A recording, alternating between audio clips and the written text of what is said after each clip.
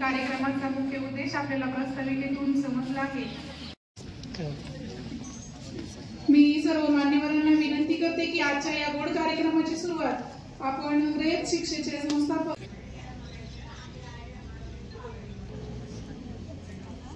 आणि मान्यवरांच्या हस्ते प्रतिमा पूजन संपन्न होत आहे। आजचे व्याख्याते माननीय डॉक्टर श्रविका शहा BHMS PGDEMS, तर माननीय श्री विठ्ठल बोडके सर झोनल मॅनेजर ऑफ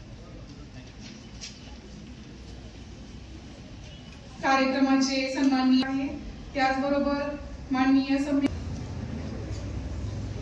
विद्यालयाचे सन्माननीय पर्यवेक्षक माननीय श्री सोनवणे सर संपन्न होत आहे। असे माननीय डॉक्टर निलेश शहा अतिदक्षता विभाग तज्ञ ऑस्ट्रेलिया यांचा सन्मान आदर्श सामाजिक फाउंडेशनचे अध्यक्ष श्री रावसाहेब चव्हाण यांच्या हस्ते होत आहे।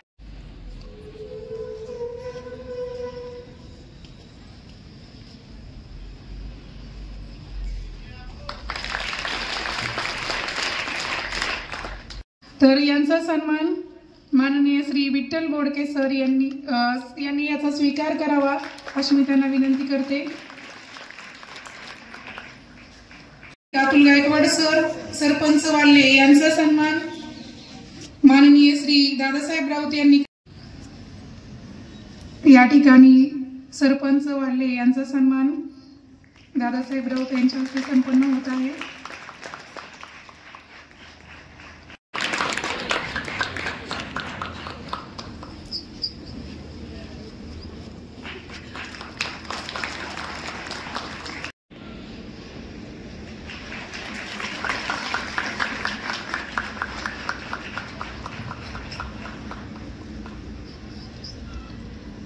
माननीय श्री गायकवाड सर यांच्या हस्ते संपन्न होत आहे।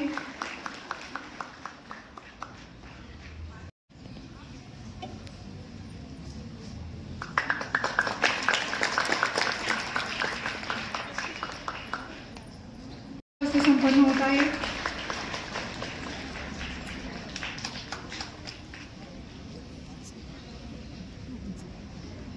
त्यांचा सन्मान संपन्न होत आहे। त्यानंतर डॉक्टर शहा यांची कन्या माननीय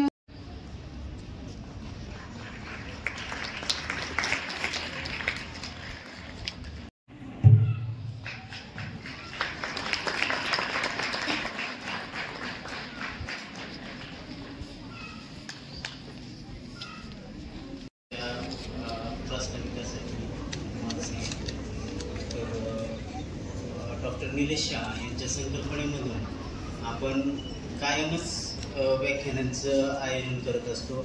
मुलांच्यासाठी मुलांच्या प्रगतीमध्ये ज्ञानामध्ये वक्तृत्व घडण कसं असावं कसं नसावं याच्या संदर्भात आपल्याला कायमच त्यांचा पाठपुरावा असतो की मुलांच्यासाठी काय घेत आहे काय नाही तर त्यामधून आपण दर 2-3 महिन्यातून एखादं व्याख्यान अरेंज करत असतो की त्या व्याख्यानामधून मुलांच्यामध्ये बदल घडतात। छोट्या गोष्टीतून मोठे बदल घडण्यासाठी त्यांच्या पाठपुराव्यानं आपण दर 2-3 महिन्यातून एखादं व्याख्यान शाळेमध्ये अरेंज करतच असतो। तर त्यासाठी संकल्पना त्यांनीच मांडली। आजचं जे व्याख्यान आहे किंवा जे BLS संदर्भात ट्रेनिंग द्यायचे किंवा ती माहिती द्यायची त्यासाठी आपल्याला डॉक्टर श्रविका शहा त्या देणार आहेत। त्यांचं BHMS झालेलं त्याला माहिती देतात। त्याचबरोबर 108च्या संदर्भात श्री डॉक्टर विठ्ठल बोडके हे सुद्धा आपल्याला मार्गदर्शन करणार आहे। तर त्या संदर्भात त्यांनी आपल्याला वेळ दिला आणि आज आपल्यासमोर ते प्रात्यक्षिक BLS म्हणजे हार्ट अटॅक संदर्भात ज्या काही प्राथमिक स्वरूपातल्या माहिती आहेत ते आपल्याला देणार आहेत। तर कारण असं होतं की आपल्या गावामध्ये आजूबाजूला वैद्यकीय सेवा येण्यापर्यंत वेळ जातो, बरोबर आहे। आणि आपल्याला माहिती असलं पाहिजे की एखादा आजार किंवा एखादी इमर्जन्सी आली तर आपण नक्की काय करायचं। आपल्याला बऱ्याच गोष्टी आजकाल गुगल शिकवतंय, हो की नाही? आपण बघतो बरेच वेगळे व्हिडिओ आणि बऱ्याच गोष्टी शिकतोय, पण एखाद्या इमर्जन्सी मध्ये नक्की काय करायचं, ती सिच्युएशन कशी आहे, एकदम आपल्याला घाबरून जायला होतं. आपण काय करावं हे आपल्यालाच लक्षात येत नाही, बरोबर आहे. पण जर असं एखादं ट्रेनिंग झालं असेल ज्याच्यामध्ये तुम्हाला शिकवलं गेलंय की बाबा असं झाल्यानंतर ही गोष्ट करा, जोपर्यंत डॉक्टर येत आहेत तोपर्यंत आपण या गोष्टी करू शकतो, तर आपण आणखीन बेटर एखाद्या रुग्णाला वाचवण्यासाठी प्रयत्न करू शकतो किंवा बरं करण्यासाठी प्रयत्न करू शकतो. म्हणून आजचं हे ट्रेनिंग आपण घेत आहोत. आणि जसं आपण बघतोय भारत बदलत चाललाय, अगदी लहान मुलांपासून मोठ्या माणसांपर्यंत ह्या गोष्टी सगळ्यांना माहिती असल्या पाहिजेत, म्हणून आपण आज शाळेमध्ये हे लेक्चर घेतोय. ओके, तातडी म्हणजे काय, कोणी मला सांगू शकेल?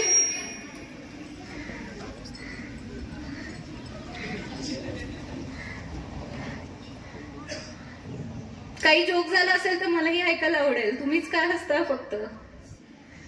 हा, इमर्जन्सी म्हणजे काय किंवा तातडी म्हणजे काय, संवाद साधूयात आपण. मी एकटी नाही बोलणार. कोणी एक जण हात वरती करून सांगा ज्याला उत्तर येतंय. आपण कुठल्या गोष्टीला इमर्जन्सी म्हणतो किंवा तातडी म्हणतो?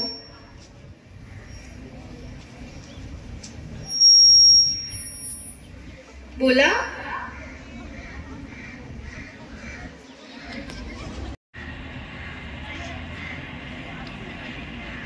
इमर्जन्सी म्हणजे काय नक्की? आपण बऱ्याच गोष्टी अशा ऐकतो ना घरामध्ये की बाबा नाही पैशाची इमर्जन्सी आहे, नाही घरामध्ये थोडेसे प्रॉब्लेम चालू आहेत. मग ह्या गोष्टी इमर्जन्सी आहेत का? नाही, ह्या गरज आहेत आपल्या, ह्या गरजा आहेत. पैसे अडी अडचणीला लागणे ही गरज आहे आपली. इमर्जन्सी आहे का? नाही. आपण इमर्जन्सी आहे हे कधी म्हणणार? जेव्हा जीवन आणि मरणाच्या मध्ये एखादा माणूस झुंजत असेल त्यावेळेस आपण त्याला इमर्जन्सी म्हणतो, त्यावेळेस आपण त्याला तातडी म्हणतो. इथे एकतर तो माणूस जगेल किंवा मरेल अशी सिच्युएशन आहे. त्या माणसाला जर आपण मदत केली तर तो जगेल, त्या माणसाला आपण मदत नाही केली तर तो मरू शकतो. ही सिच्युएशन आहे इमर्जन्सी किंवा ही सिच्युएशन आहे तातडी, बरोबर आहे. तर अशा वैद्यकीय तातडी बऱ्याच वेगवेगळ्या प्रकारच्या असतात. आणि काय करायचं, आणि एखाद्या माणसाला जर हृदयविकाराचा झटका आला असेल तर त्या माणसापर्यंत अगदी पहिल्या 5 मिनिटापर्यंत प्रयत्न सुरू झाले पाहिजेत. नाहीतर 5व्या मिनिटांनंतर ब्रेनमध्ये जर 3 गोष्टी नाही गेल्या, पहिलं ऑक्सिजन, दुसरं ब्लड आणि तिसरं शुगर, ह्या 3 गोष्टी जर नाही मिळाल्या मेंदूला तर हळूहळू मेंदू पूर्णपणे काम बंद करायला सुरुवात करतो आणि अशा माणसाला वाचवणं फार अवघड जातं. आता आपण जसं आपल्याला माहिती आहे की आपल्या आजूबाजूला किती हॉस्पिटल्स आहेत आणि आपल्याला जर एखादी अशी तातडी आली, कोणाला हृदयविकाराचा झटका आला आणि आपल्याला जर एखाद्या ठिकाणी हॉस्पिटलपर्यंत पोहोचायचं आहे किंवा अँब्युलन्स येत आहे तर मध्ये नाही म्हणलं तरी 20 ते 25 मिनिटाचा वेळ जातो. या 20 ते 25 मिनिटावरतीच सगळं डिपेंड असतं की तो माणूस वाचणार की नाही वाचणार. आणि बऱ्याचदा असं होतं की आपण हा पेशंट हॉस्पिटलपर्यंत घेऊन जातो पण वेळ निघून गेलेली असते. डॉक्टर सांगतात की नाही पेशंट आधीच एक्सपायर झालेला आहे. पण जर तुम्हाला BLS चं नॉलेज असेल, बेसिक लाईफ सपोर्टचं नॉलेज असेल तर तुम्ही या पेशंटला वाचवू शकता. तर तुम्हाला असं नॉलेज घ्यायला आवडेल, असं शिकायला आवडेल काहीतरी वेगळं? ओके, तर मग आपण सुरुवात करूयात आपल्या लेक्चरला.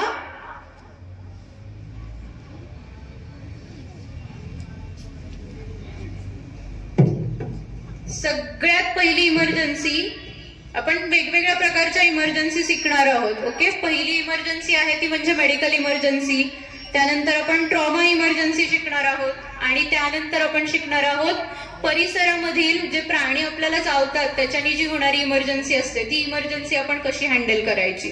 तर अशा 3 वेगवेगळ्या गोष्टी शिकणार आहोत. त्यातली पहिली गोष्ट आपण शिकायला सुरुवात करूयात ती म्हणजे मेडिकल इमर्जन्सी. ओके, तर सगळ्यात पहिल्यांदा कुठेही इमर्जन्सीला गेल्यानंतर टेबल माईक मिळू शकतो म्हणजे मी खाली जाऊन. इन सेफ्टी, आजूबाजूची सुरक्षा.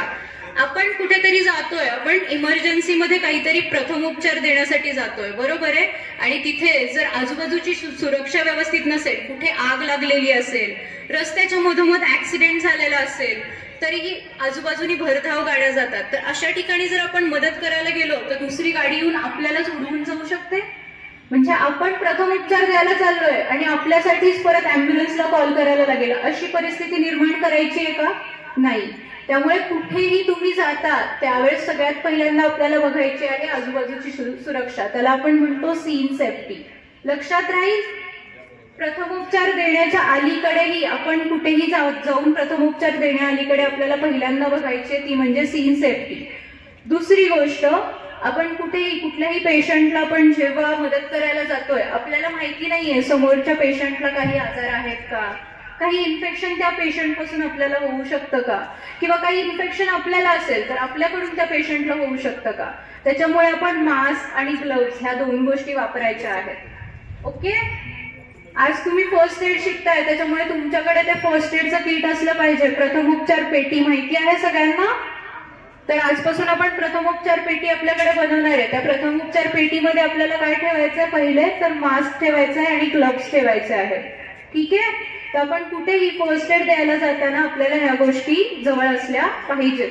तुम्ही कोविडच्या काळामध्ये बघितलं असेल डॉक्टर असे मोठे मोठे प्लास्टिकचे पीपीई किट घालत होते. कशासाठी घालत होते? का तर ते कोविडचं इन्फेक्शन त्यांना ट्रीटमेंट देताना होऊ नये म्हणून.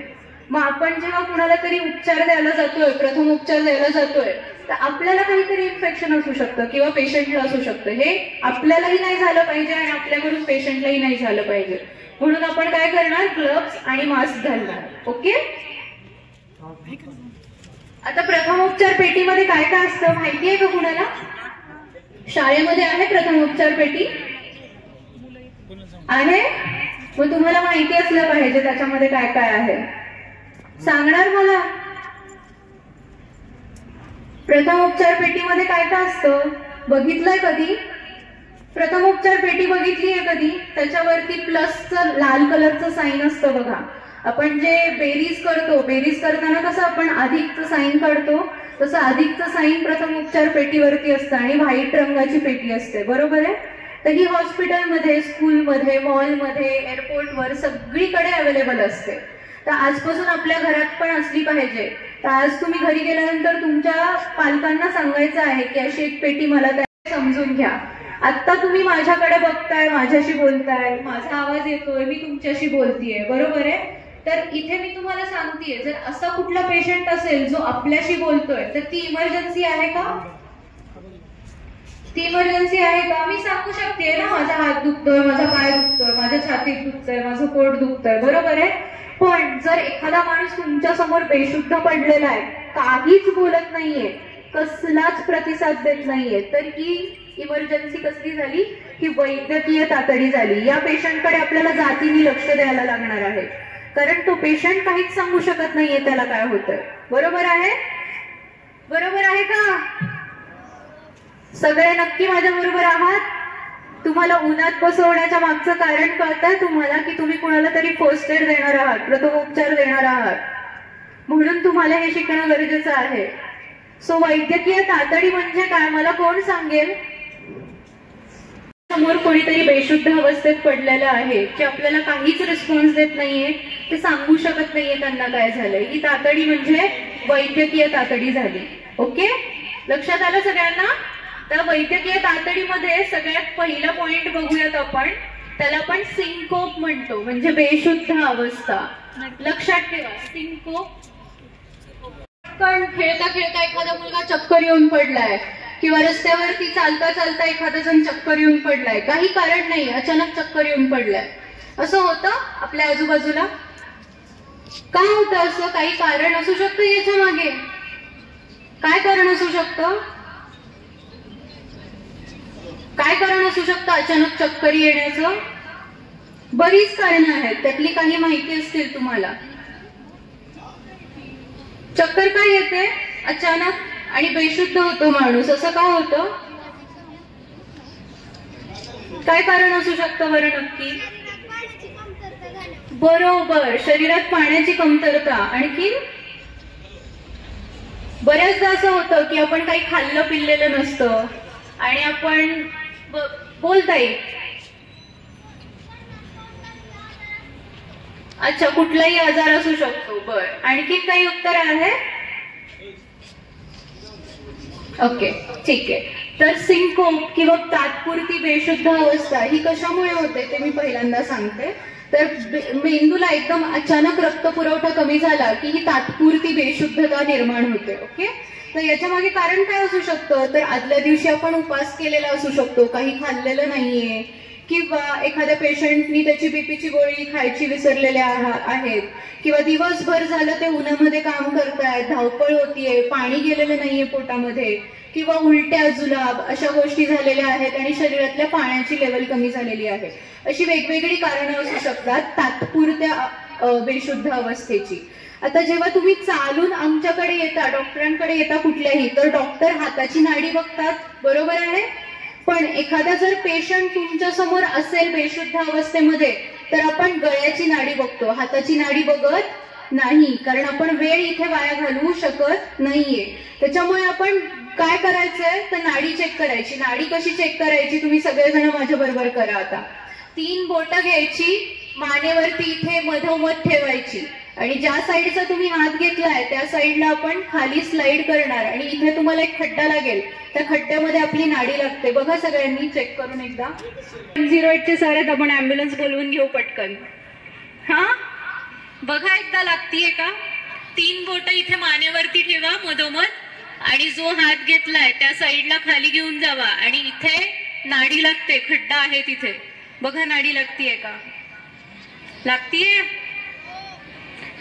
तर आपल्याला एखादा माणूस बेशुद्ध पडला असेल तर अशा प्रकारे त्याची नाडी चेक करायची आहे. जर अवस्थेमध्ये आहे अशा वेळेस काय करायचंय तर आपल्या कोपऱ्यापासून ते हाताच्या बोटांपर्यंत एवढं अंतर होईल एवढं काहीतरी मोठं उशा 2-3 किंवा काहीतरी ब्लँकेट किंवा एखादा टेबल आपण ठेवायचा आहे आणि त्याच्यावरती त्या पेशंटचे पाय ठेवायचे आहेत. याच्याने काय होईल तर रक्तपुरवठा मेंदूपर्यंत जाणार आहे.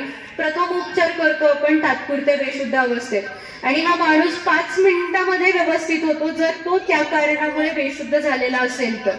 आणि सोबत त्याला हवा घालायची आहे, चेहऱ्यावरती आपण वारा घालतो. तर प्रथम उपचार समजला. तात्पुरत्या बेशुद्ध अवस्थेमध्ये काय करायचं ते काय करणार आपण? पाय वरती करून ठेवायचे आहेत. अंतर किती घेणार? आपल्या कोपऱ्यापासून ते हाताच्या बोटांपर्यंत आणि 5 ते 10 मिनिटं आपल्याला थांबायचं आहे फक्त. ओके, तो माणूस डोळे उघडतो लगेचच. आणि जर ते कारण नसेल तर आपण पुढे काय करणार हे आपण पुढे शिकूयात. पहिली इमर्जन्सी लक्षात आली तुमच्या सगळ्यांच्या?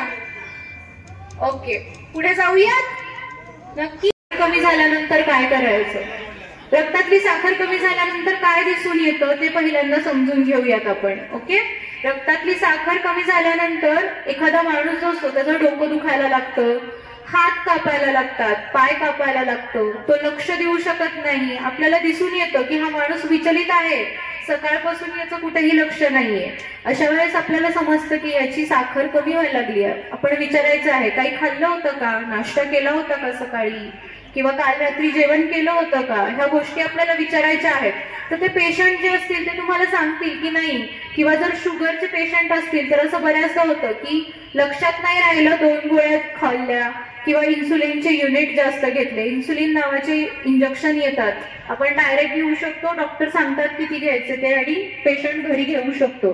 तर अशा वेळेस काय होतं जर ओल्ड एज पेशंट असतील, म्हातारे पेशंट असतील, त्यांच्या लक्षात राहत नसेल तर ते डबल औषध घेतलं जातं. मग अशा वेळेस काय होतं तर रक्तातली साखर कमी होते. ही इमर्जन्सी फार जास्त पटकन हँडल करायला लागते. एखाद्याची साखर वाढली आहे तर ती कमी करणं सोपं आहे, पण एखाद्याची साखर खूप कमी झालेली आहे तर ती पटकन वाढवायची असेल तर अवघड जातं. त्याच्यामुळे आपण विचार काय करायचा आहे की पेशंटला जर ह्या सगळे सिम्पटम असतील तर आपण त्यांना देणार आहोत एक पाण्यामध्ये 2 चमचे साखर टाकायची, विरघळायची आणि ते पाणी प्यायला द्यायचं आहे. ओके, पेशंट जर व्यवस्थित शुद्धीत नसेल, अर्धशुद्धीमध्ये पेशंट असेल, बरळत असेल किंवा पूर्णपणे बेशुद्ध असेल तर अशा पेशंटच्या तोंडामध्ये काही टाकायचं नाही. साखरेचं पाणी नाही, चॉकलेट नाही किंवा कुठलीही दुसरी गोष्ट तोंडामध्ये टाकायची नाही. असं का बरं? आपण बऱ्याचदा असं करून जातो ना, एखाद्या पेशंट नाही बाबा साखर कमी झाली असेल चॉकलेट द्या त्याला, साखर कमी झाली असेल आपण आजूबाजूला जाऊन कोल्ड्रिंक आणतो दुकानातनं आणि कोल्ड्रिंक प्यायला देतो. नाही करायचं असं. का बरं? काय कारण असेल याच्या मागे? काय कारण असेल याच्या मागे? एखादा माणूस जर अर्धशुद्धीमध्ये असेल किंवा पूर्ण बेशुद्ध असेल तर त्याला तोंडावाटे काही खायला द्यायचं नाही. का? आपल्या घशामध्ये 2 प्रकारच्या नलिका आहेत, एक अन्न नलिका आहे आणि एक श्वास नलिका आहे. बरोबर आहे?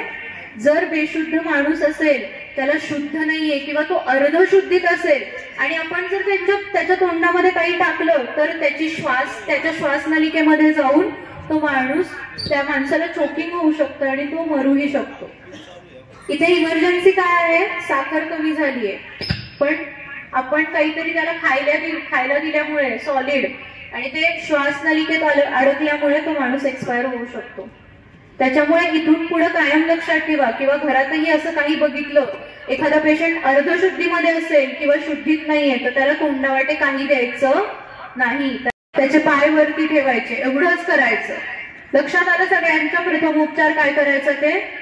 आणि आपल्याला माहिती असेल एखाद्या पेशंटला हाय शुगरचा त्रास आहे तरी पण आपण फक्त साखरेचं पाणी देऊन पेशंटला घेऊन जायचं, कारण जसं मी तुम्हाला सांगितलं रक्तातली साखर वाढली तर कमी करता येते, पण कमी झालेली साखर असेल आणि मेंदूपर्यंत जर साखर पुरतच नसेल, जातच नसेल, तर अशा वेळेस मेंदू मंदावायला सुरुवात होतो आणि हळूहळू तो निकामी व्हायला सुरुवात होतो. ही इमर्जन्सी फार जास्त व्यवस्थित हँडल करायला लागते आपल्याला. त्याच्यामुळे आपण इथे विचार नाही करत बसायचा की त्याला लो शुगरचा त्रास आहे का हाय शुगरचा त्रास आहे. आपण काय करायचं, फक्त त्याला, तो जर शुद्धीत असेल तर पाण्यावाटे त्याला साखरेचं पाणी, तोंडावाटे पाण्यात साखर द्यायची आणि त्याला हॉस्पिटलमध्ये घेऊन जायचं. 3 गोष्टींमुळे होतो. 3 मेन गोष्टी आहेत. पहिलं, एकतर पूर्ण ती जी रक्ताची जे रक्त पुरवठा करणारी वाहिनी आहे ती पूर्णपणे फुटते, त्याच्यामुळे स्ट्रोक होतो. दुसरं कारण असं असतं की त्या रक्तवाहिनीमध्ये आजूबाजूला कोलेस्ट्रॉल नावाचे प्लाक्स तयार होतात आणि त्याच्यामुळे तिथून रक्त जाणं अवघड होतं, जागा कमी झाल्यामुळे. त्याच्यामुळे रक्त पुरवठा कमी होतो आणि मग स्ट्रोक होतो. किंवा तिसरं, तिथे रक्ताची गुठळी अडकून बसते. तशा 3 कारणामुळे स्ट्रोक म्हणजे पॅरालिसिस होऊ शकतो आपल्याला. तर आता पॅरालिसिस झालेला पेशंट कसा ओळखायचा? कसं ओळखू शकतो आपण पॅरालिसिस झालेला पेशंट? पक्षाघाताचा पेशंट ओळखता येतो, माहितीये तुम्हाला? बघितलाय कुणी इथे पॅरालिसिसचा अटॅक आलेला पेशंट? बघितलाय? काय होतं त्या पेशंटला? काय होतं नक्की? ओके, सगळ्यात पहिल्यांदा जेव्हा झोपेत जर झाला असेल तर आपल्याला लक्षात येणार आहे का स्ट्रोकचा एपिसोड? झोपेत झाला असेल तर लक्षात येणार नाही, पण जर आपल्या समोर व्हायला लागला असेल तर कसं ओळखायचं हे मी तुम्हाला सांगते. त्याला आपण सिन्सिनॅटी स्ट्रोक स्केल म्हणतो. ओके, लक्षात नाही राहिलं तरी चालेल. 4 गोष्टी आहेत. फास्ट, FAST, याच्यावरून आपण लक्षात ठेवूया. फास्ट लक्षात राहील तुमच्या? ओके, सो फास्टचा फर्स्ट आपण त्याचा फेस चेक करतो. एक साइड त्याची फेसची खाली खाली जायला लागलेली असते, तोंड वाकडं होतं पेशंटचं. दुसरं, फास्ट मधला ए मध्ये आपण आर्म टेस्ट घेतो. जर तोंड वाकडं व्हायला लागलं असेल तर त्या पेशंटची आर्म टेस्ट घ्यायची. म्हणजे त्याला काय सांगायचं, दोन्ही हात समोर पूर्णपणे उभे कर आणि असाच उभा राहा. त्याचा एक हात कुठला तरी ज्या साईडला अटॅक येतोय तो हात खाली जातो, त्याला हात सरळ वरती करता येत नाही. पहिला आपण काय बघितलं, चेहरा वाकडा होत चाललाय. दुसरं आपण काय बघितलं, त्याला हात त्याचे सरळ तो ठेवू शकत नाही. आता तिसरा, फास्ट मधला S, बोलता येत नाही त्याला, तो बोबडं बोलायला सुरुवात करतो किंवा त्याला शब्द फुटत नाही. का? त्याची जीभ जड होते, चेहरा जड होतो, त्याला बोलता येत नाही. तर 3 गोष्टी आपण चेक केल्या. पहिला, त्याचा फेस वाकडा होत चाललाय. दुसरी गोष्ट, आपण त्याला आर्म टेस्ट घेतली, त्याला जमली नाही. तिसरी गोष्ट, त्याला बोलताही येत नाहीये. आता फास्ट मधला फक्त T राहिला. आता 3 गोष्टी दिसतात म्हटल्यानंतर हा टाइम आहे आपल्याला त्याला कुठल्या तरी हॉस्पिटलमध्ये उचलून घेऊन जायचा. अशा वेळेस आपण 108 ला पण कॉल करू शकतो. 108 येईपर्यंत आपण पेशंटला लेफ्ट रिकव्हरी पोझिशन देतो, लेफ्ट लॅटरल पोझिशन म्हणतात त्याला. ज्यावेळेस आपण BLSचं प्रॅक्टिकल घेऊ त्यावेळेस मी तुम्हाला दाखवेन ते. ओके, आता PPT मध्ये आहे पण त्यावेळेस मी तुम्हाला प्रत्यक्षात दाखवेन. ठीक आहे. आणि बघूयात आकडी येणे किंवा फीट येणे. आकडी किंवा फीट येणे हे खूप कॉमन आहे, बरोबर आहे? अशा पेशंट मध्ये आपण काय करतो बरं? एखाद्याला आकडी आली असेल किंवा फीट येत असेल, त्याला असे मुवमेंट, जर्की मुवमेंट्स होत असतील, तर आपण काय करतो पटकन? किंवा अगदी एखादा पेशंट बेशुद्ध असेल तरी आपण पहिले काय करतो बरं? कांद्याचा वास देतो, सॉक्सचा वास देतो, हो की नाही? मला ही उत्तरं खूप कॉमन मिळालेली आहेत अलीकडे. आम्ही काय नाही करत, पाय घासतो त्या पेशंटचे, आम्ही त्याच्या नाकाला कांदा लावून ठेवतो, आम्ही त्याला सॉक्सचा वास देतो. याच्याने काही होणार आहे का बरं? आपण बेशुद्ध अवस्थेमध्ये काय कारण असू शकतं ते कारण बघितलं, तर इथे कुठेही कांद्याचा वास देऊन किंवा सॉक्सचा वास देऊन तो पेशंट व्यवस्थित होणार आहे? नाही. त्यामुळे इथून पुढे असं काहीही करायचं नाही. ह्या पेशंटमध्ये पण ज्याला आकडी आली आहे त्या पेशंटमध्ये आपण काय करतो? त्याचे दातावरती बसायला नको म्हणून आपण चमचा घालतो तोंडामध्ये, बरोबर आहे? चमचा घालतात तोंडात आणि हात पाय पकडून ठेवतात, तर हे करायचं नाही. आकडी जी येते ही अगदी काही सेकंदासाठी असते किंवा 1 मिनिटासाठी असते, तेवढंही राहत नाही. तर त्याला जर आकडी आलेली असेल, त्याचे जर्की मुवमेंट्स होत असतील तर ते होऊ द्यायचे आहेत. त्याची जेव्हा जर्की मुवमेंट्स पूर्णपणे थांबतील त्याच्या मानेखाली आपल्याला एक नॅपकिन रोल करून ठेवायचा आहे आणि त्याच्या आजूबाजूचा परिसर जो सुरक्षित आहे का नाही बघायचा आहे. तिथे कुठले शार्प ऑब्जेक्ट नाहीये ना, टेबल नाहीये ना, तिच्या याच्यातून काही फर्निचरचे स्क्रू वगैरे बाहेर आलेले नाहीयेत नाही, ह्या गोष्टी आपल्याला चेक करायच्या आहेत. आणि अशा पेशंटला आपण लेफ्ट लॅटरल पोझिशन देतो आणि हॉस्पिटलमध्ये घेऊन जातो. आता पीडियाट्रिक केसेसमध्ये म्हणजे तुमच्यासारख्या मुलांच्या केसेसमध्ये किंवा तुमच्यापेक्षा आणखीन कमी वयाच्या केसेसमध्ये एक स्प्रे येतो, पीडियाट्रिक स्प्रे म्हणतात त्याला. तर तो स्प्रे पण आपण मारू शकतो आणि आकडी थांबते पूर्णपणे, पण तो पेशंटला आधीच दिलेला असतो डॉक्टरांनी. आपण स्वतःहून काही करायचं नाही. ठीक आहे? अशा पेशंटला एखाद्याला आकडी येत असेल तर विचारायचं की तुमच्याकडे स्प्रे आहे का, तुम्हाला डॉक्टरांनी स्प्रे दिलेला आहे का? असेल तर त्याच्या बॅगेमधून घेऊन स्प्रे मारायचा आहे आपल्याला, नसेल तर फक्त आजूबाजूचा परिसर व्यवस्थित सुरक्षित करायचा आहे आणि मग त्या पेशंटच्या मानेखाली आपल्याला एक नॅपकिन गुंडाळून ठेवायचं आहे. का? कारण आकडी थांबल्यानंतर परत काही क्षणामध्ये दुसरी आकडी पण येऊ शकते. जेवढ्या वेळ डोकं जास्त आदळणार आहे तेवढ्या पेशंटला जास्त त्रास होणार आहे.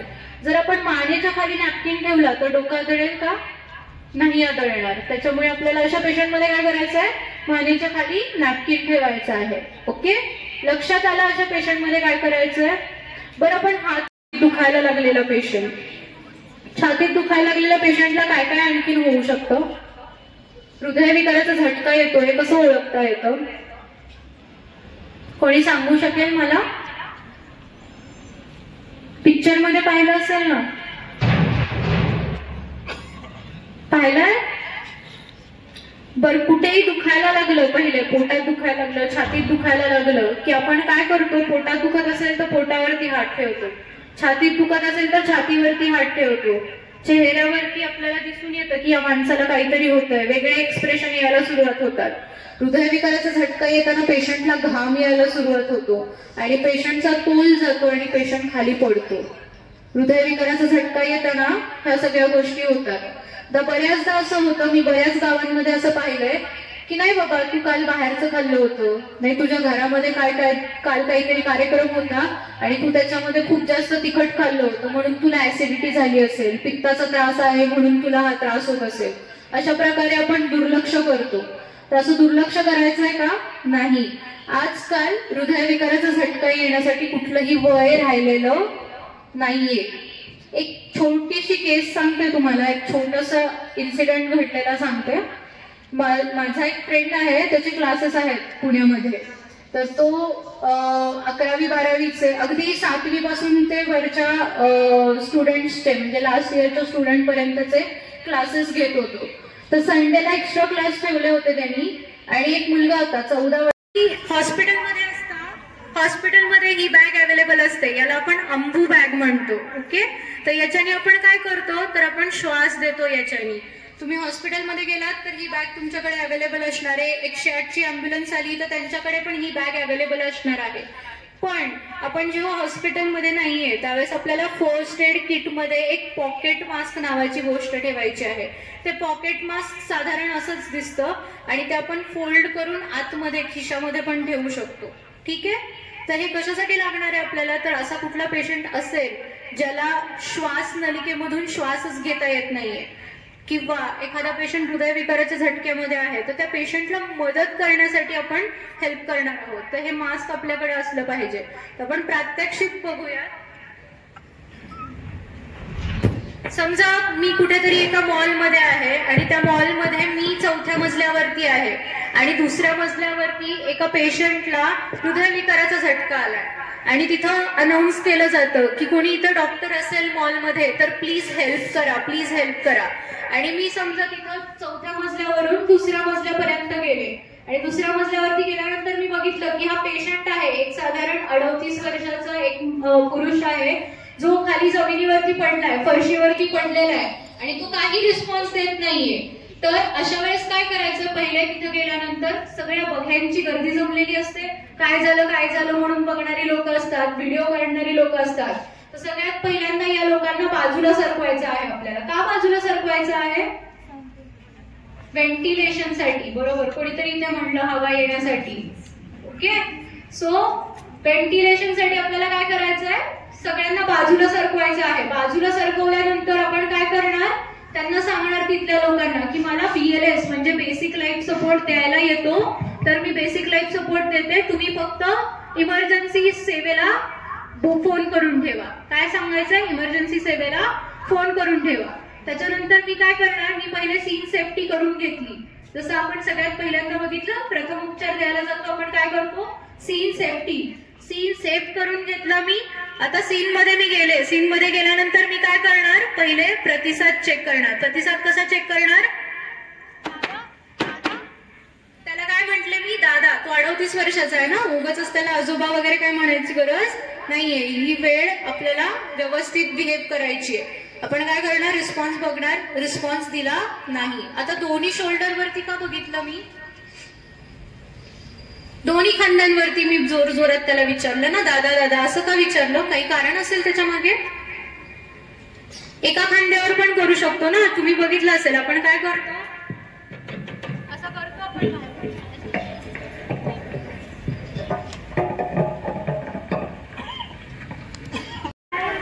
रिस्पॉन्स चेक करताना तोंडावरती मारतो किंवा असं असं करतो. पण मी काय केलं? मी दोन्ही शोल्डरवरती टॅप केलं त्याला. दोन्ही शोल्डरवर काय टॅप केलं बरं? काय कारण असेल त्याच्या मागे?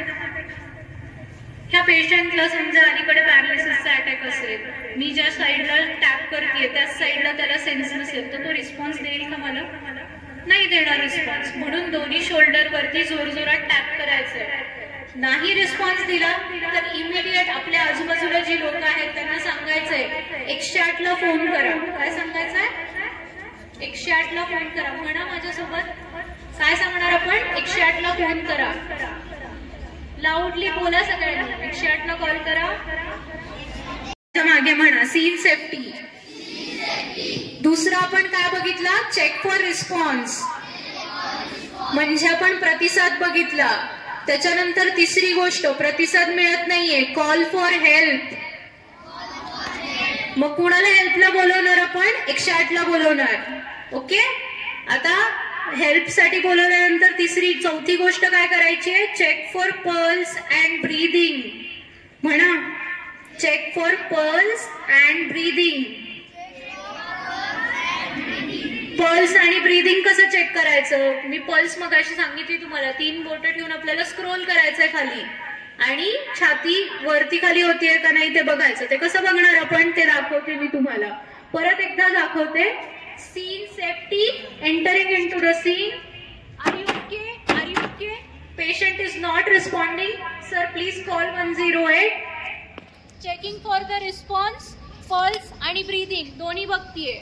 पल्स आणि ब्रीदिंग बघण्यासाठी आपल्याकडे 10 सेकंद आहेत फक्त. किती सेकंद आहेत? 10 सेकंद. सिच्युएशन कशी आहे? घाबरून जाण्यासारखी आहे. त्याच्यामुळे बऱ्याचदा काय होतं? आपल्याला आपलीच नाडी लागायला लागते. म्हणून आपण काय करतोय? 3 बोटं ठेवून खाली जातोय आणि मग चेक करतोय. नाडी नाहीये आणि त्याची श्वास नलिका पण बंद आहे. मग आपण काय करणार? CPR देणार. आता CPR कुठे देणार ते दाखवते. आता समजा हा एक माणूस आहे, मी आता तुम्हाला शिकवण्यासाठी घेऊन आलेली आहे. तर ज्यांना हसायला येते याच्याकडे पण पूर्णपणे जोर टाकला तरी ते फ्रॅक्चर होत नाही. पण जर तुम्ही बरगड्यांवरती जोर टाकला, तुम्हाला जर जागा माहित नसेल कुठे सीपीआर द्यायचा, तर बरगड्या फ्रॅक्चर होतील, पेशंट आणखीन वर्स्ट सिच्युएशन मध्ये जाईल. त्याच्यामुळे आपल्याला जागा माहिती असणे खूप जास्त इम्पॉर्टंट आहे. कुठे देणार तर मॅमरी लाईन मध्ये आपण इमॅजिनरी लाईन तयार करायची आहे आणि त्याच्याबरोबर मिड मध्ये आपल्याला palm, heel of the palm ठेवायचा आहे. म्हणजे आपल्याला हात ठेवायचा, आपल्या हाताचा जोर आपण पूर्णपणे इथून देणार आहोत. ठीक आहे. सो आपण हे प्रात्यक्षिक बघूयात एकदा. मला पोर्टेबल माईक मिळाला तर बरं होईल, दाखवू शकेल. किंवा असं बसलो तर आपण पेशंटच्या वरती पडू शकतो. त्यामुळे आपण काय करायचंय, दोन्ही गुडघे बाजूला टेकवून बसायचं आहे कधी पण. ओके. पेशंटच्या साईडला दोन्ही गुडघे टेकून बसले, त्याच्यानंतर मी काय चेक करतेय, रिस्पॉन्स. दादा दादा तो रिस्पॉन्स देतोय का?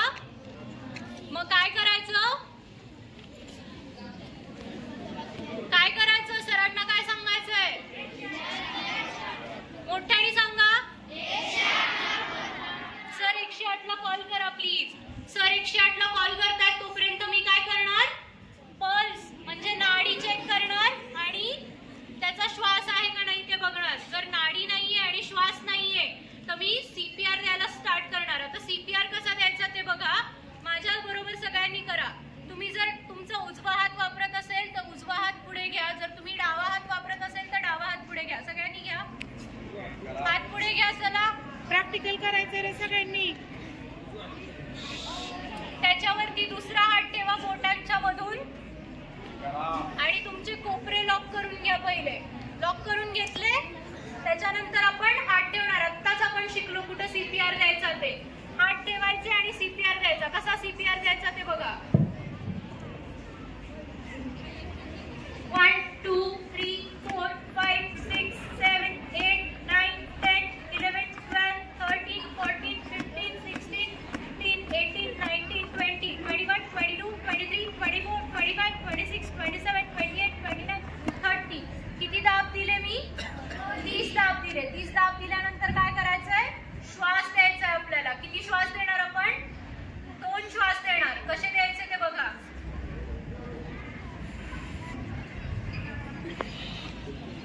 ओके, लक्षात आलं?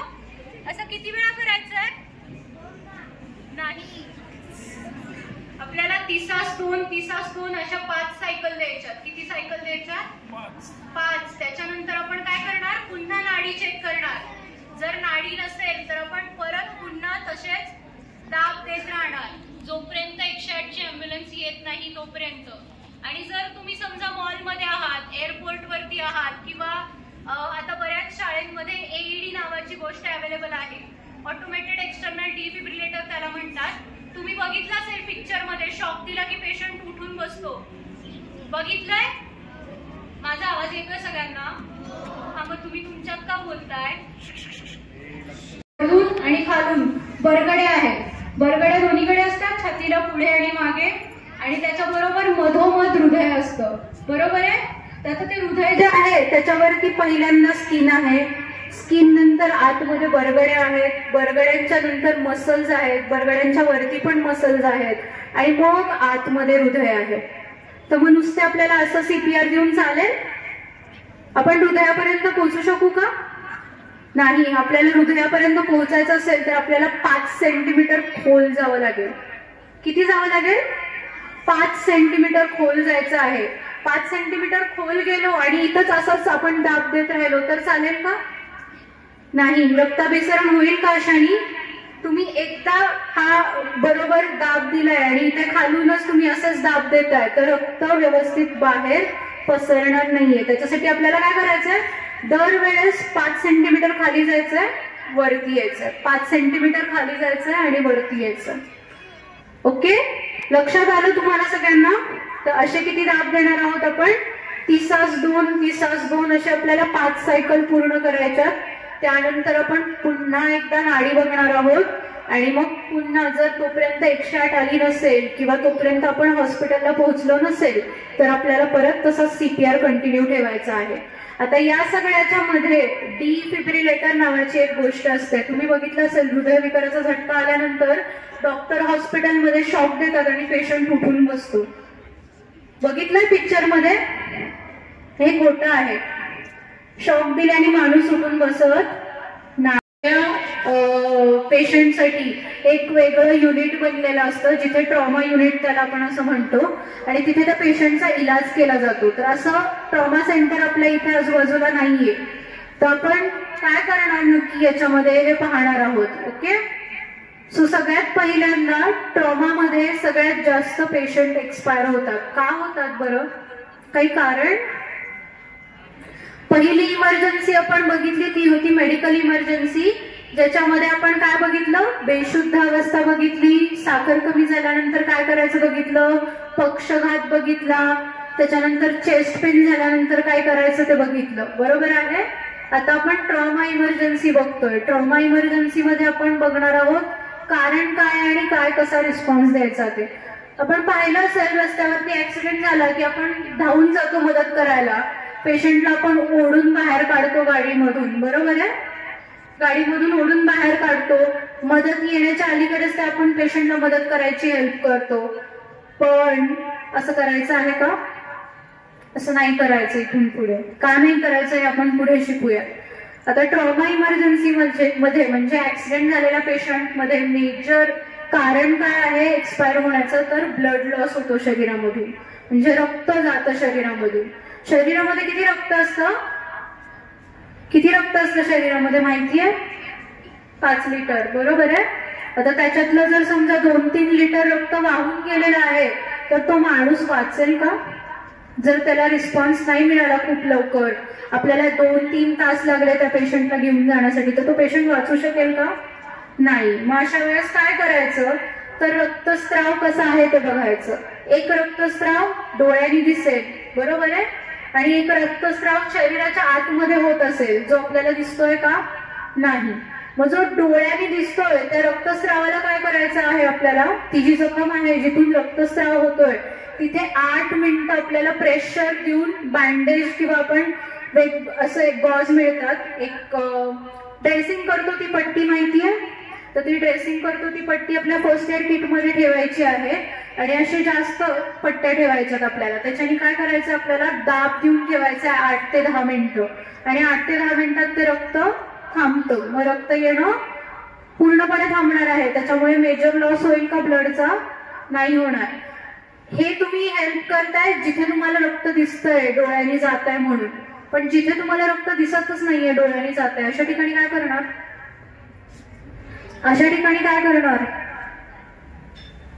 पल्स किती असते आपली, नाडी किती ठोके लागते माहिती? 1 मिनिट. 1 मिनिटामध्ये किती ठोके लागते नाडी माहितीये? ते एक प्रत्येक माणसाच्या वरती अवलंबून असतं. ते साधारण 60 ते 90च्या मध्ये ते ठोके लागतात आपल्याला. ठीक आहे. तर आपल्याला ठोके बघायचे आहेत त्या पेशंटचे किती लागतायत ते मिनिटामध्ये. जर ते 60च्या खाली गेलेले असतील तर आतमध्ये शरीरात कुठेतरी त्याला रक्तस्राव होतोय. जर ज्यांना बीपी चेक करायला येतं त्यांनी बीपी चेक केलं, कारण आजकाल इलेक्ट्रॉनिक मशीन येतात, ते आपण लावलं आणि डायरेक्ट बीपी चेक करू शकतो.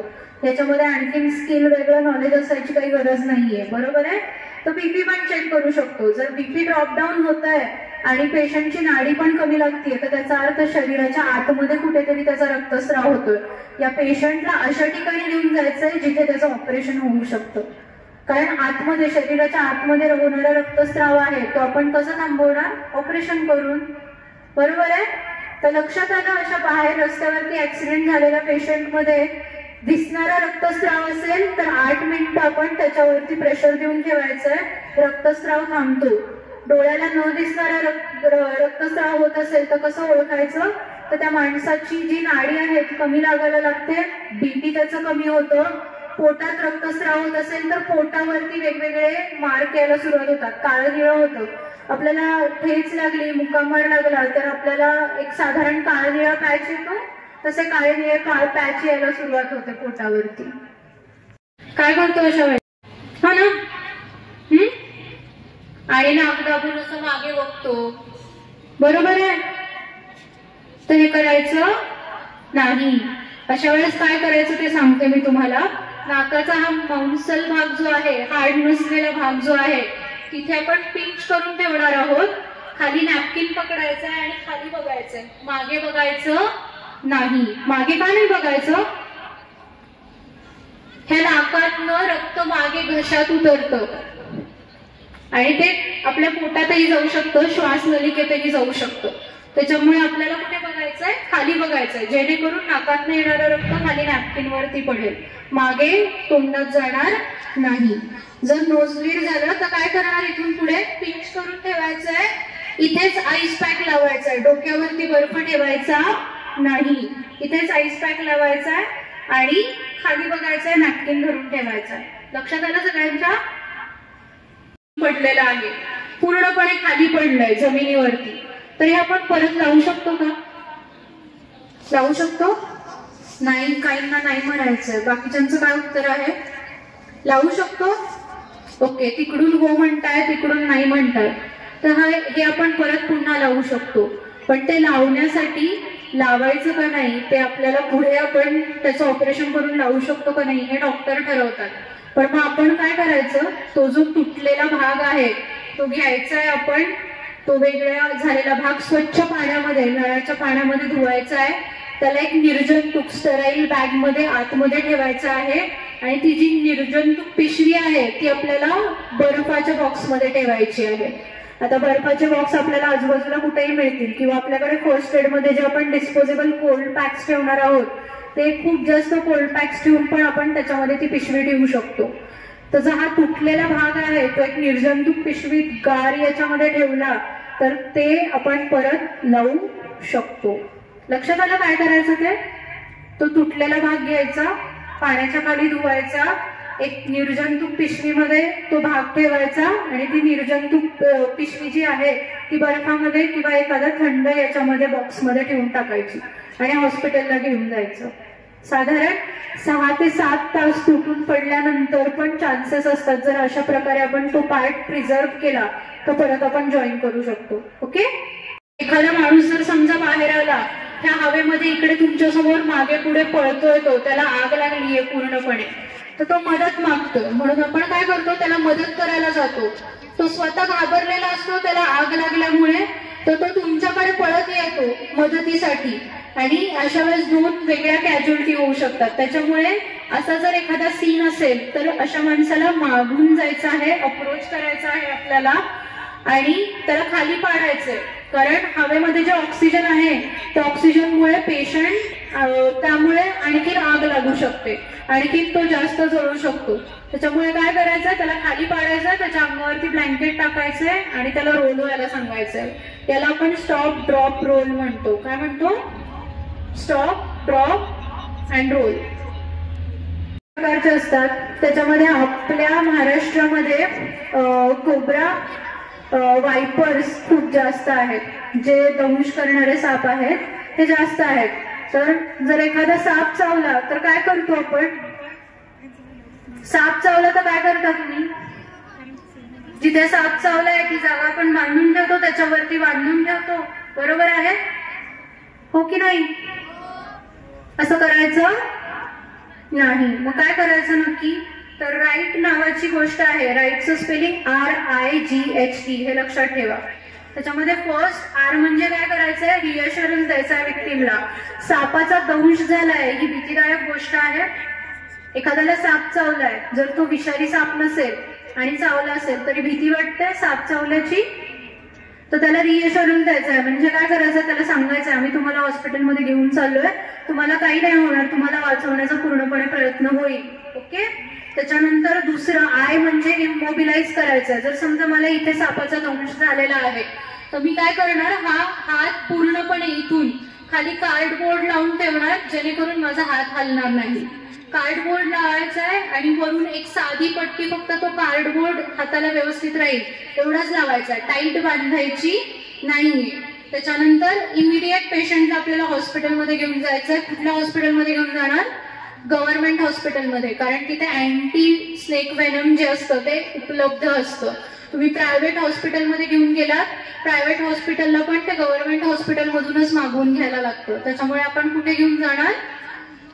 सरकारी हॉस्पिटलमध्ये घेऊन जाणार.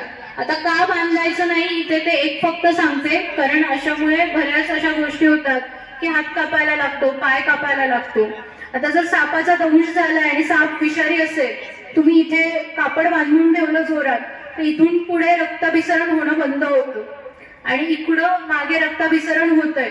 जेव्हा आपण हे जे बांधलेलं काही टॉर्निक्वे असेल ते आपण जेव्हा सोडतो त्यावेळेस ते विष पूर्णपणे जोरात पसरतं आणि ते छातीपर्यंत येऊ शकतं. पेशंट इमिडिएट एक्सपायर होऊ शकतो. पहिलं. ओके.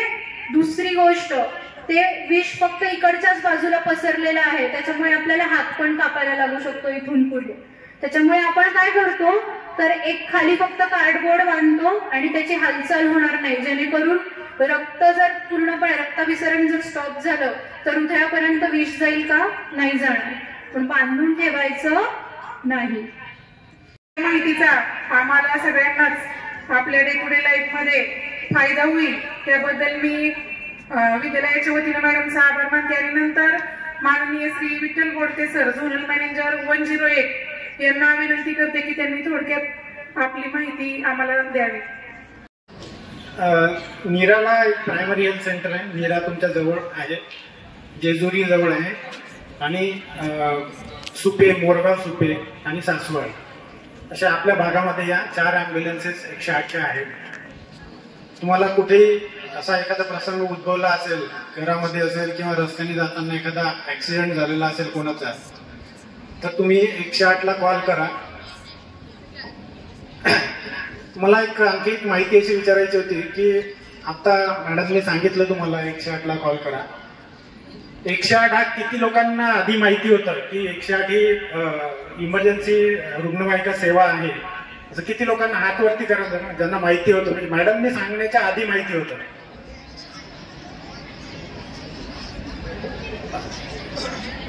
बऱ्याचशा लोकांना माहिती आहे, चांगली गोष्ट आहे.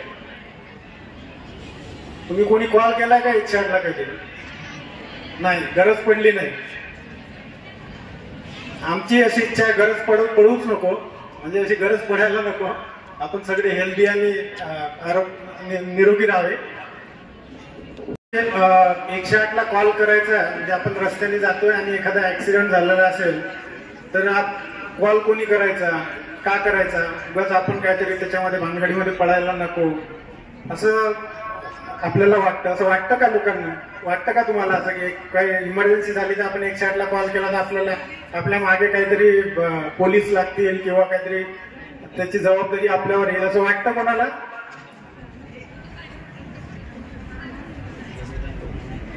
कोणालाच नाही वाटत का?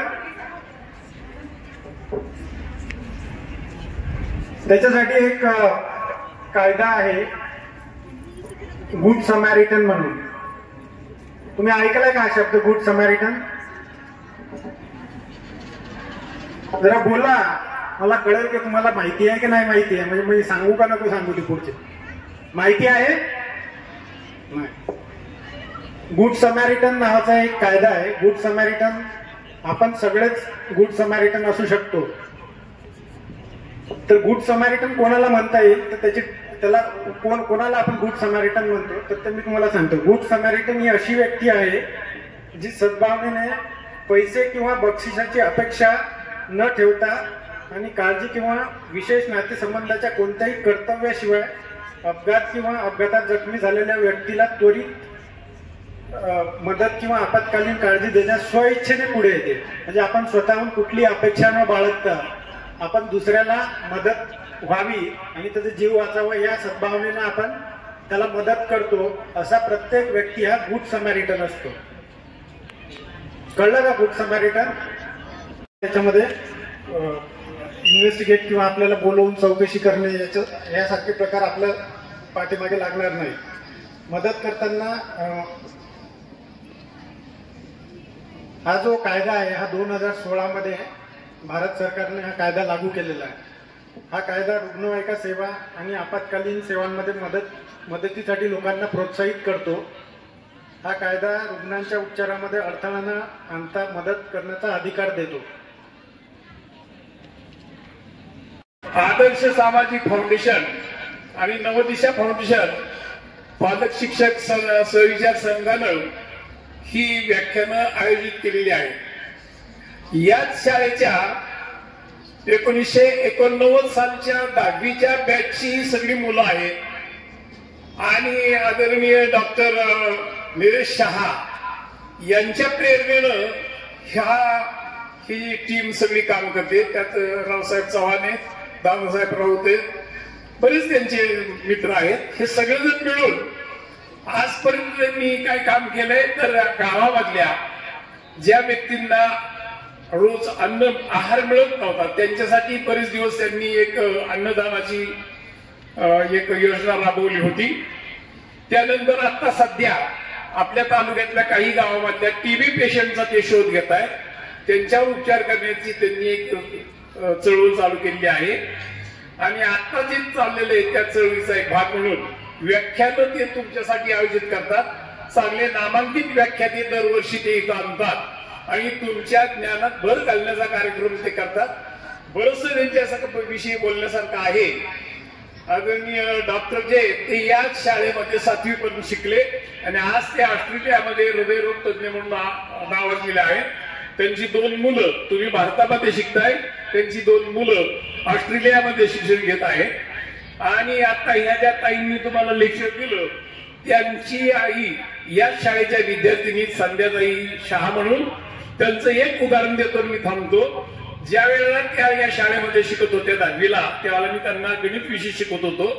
तर एकमेव माझ्या आयुष्यात अशी विद्यार्थिनी भेटली की बोर्डाच्या परीक्षेमध्ये 75 मार्काचा बीजगणिताचा पेपर त्यावेळेला होता आणि त्या 75 मार्काचा पेपर जरी असला तरी कसं असतं, पहिला प्रश्न असतो खालील 8 पैकी 5 प्रश्नांची उत्तर तुम्ही द्या, नंतर 3 पैकी 2 प्रश्नांची उत्तर द्या. असं करत करत 75 मार्काचा जरी पेपर असला तरी जवळजवळ तो 115 मार्काचा पेपर असतो. तर यांच्या आईनं त्यावेळेला इतकं 2.5 तासामध्ये तो संपूर्ण पेपर सोडवला होता. म्हणजे 115 मार्काचा पेपर सोडवला होता. तसं ते वेळ धाडस होतं. त्या नादात त्यांनी ते केलं. मला कळण्यात आलं तुम्ही का वाजवल्या. धन्यवाद. अध्यक्ष माननीय श्री डॉक्टर निलेश शहा, अतिदक्षता विभाग, ऑस्ट्रेलिया, हे आपल्या समोर अध्यक्षीय मनोगत व्यक्त करतील. त्यांनी आपला अध्यक्षीय मनोगत व्यक्त करावं अशी मी त्यांना विनंती. माझा नमस्कार आणि व्यासपीठावर जमलेल्या सर्व मान्यवरांनाही माझा नमस्कार. मुलांना तुम्ही इथे एवढ्या उन्हामध्ये एवढा वेळ बसला आहे त्याच्याबद्दल फार धन्यवाद. आणि तुम्ही शांतपणे जे लेक्चर ऐकलं आहे त्याच्यातून बऱ्याच गोष्टी तुम्ही शिकला असाल हे मला माहिती आहे. त्याच्यामुळे जास्त वेळ न घेता मी पुन्हा एकदा तुमचे आभार मानतो आणि माझे जे 2 शब्द आहेत ते इथेच थांबवतो. फाउंडेशन आणि नवदिशा फाउंडेशन या मंडळातर्फे किंवा या फाउंडेशनतर्फे आपल्या शाळेमध्ये नेहमीच वेगवेगळ्या प्रकारचे कार्यक्रम आयोजित केले जातात. मागे आपण अतिशय सुंदर कार्यक्रम झाला, हा त्यापेक्षाही सुंदर होता. अतिशय सुंदर कार्यक्रम मी आज पहिल्यांदा असा अनुभव घेतलाय. मॅडमने फार सुंदर असं सगळं काही व्याख्यान आपल्यासमोर दिलेलं आहे आणि ते आपल्याला चांगल्या पद्धतीने समजलेलं आहे असं थोडंसं जाणवत आहे. मागे एक सर्पमित्र आले होते, तोही कार्यक्रम याच फाउंडेशनने केला होता. तोही अतिशय सुंदर कार्यक्रम स्टेजवर झाला होता. तर आजच्या या कार्यक्रमासाठी आपल्या समोर आहेत शहा सर, आपल्या शाळेचे माजी विद्यार्थी आहेत. त्यांच्या प्रेरणेनंच ही फाउंडेशन हे काम करते. त्यांनी अनेक कामं या शाळेमध्ये केलेली आहेत, मी आता सांगत बसत नाही, पण वेळोवेळी शाळेला मदत करण्यासाठी ते नेहमीच पुढे असतात. ते राऊत सर आपल्या गावचे आहेत, त्यांचे मार्फत ही सगळी कामं चालू असतात. तर आजच्या कार्यक्रमासाठी ती सगळी मंडळी वेळात वेळ काढून आपल्या समोर हजर झालेली आहेत आणि अतिशय शहा मॅडम ज्या आहेत त्यांनी अतिशय सुंदर असं मार्गदर्शन आपल्याला केलेलं आहे. बोडके सरांनी ॲम्ब्युलन्स बद्दल आपल्याला माहिती दिलेली आहे 108 क्रमांकाची. तर या सर्व मान्यवरांचं आपला अतिशय अमूल्य वेळ देऊन आपण या ठिकाणी आलेलो आहात. तर आपलं शाळेच्या मार्फत, विद्यालयाच्या मार्फत मी आपला आभारी आहे. आणि त्याचप्रमाणे गावातील बरीच प्रतिष्ठित मंडळी आपल्याला स्टेजवर दिसते. सरपंच आहेत, प्रथम नागरिक गावाचे आणि इतर मंडळी, या सर्वांचं शाळेच्या वतीनं मनपूर्वक आभार आणि कार्यक्रम अध्यक्षांच्या परवानगीने संपला असं मी जाहीर करतो. या पुढचं सूत्र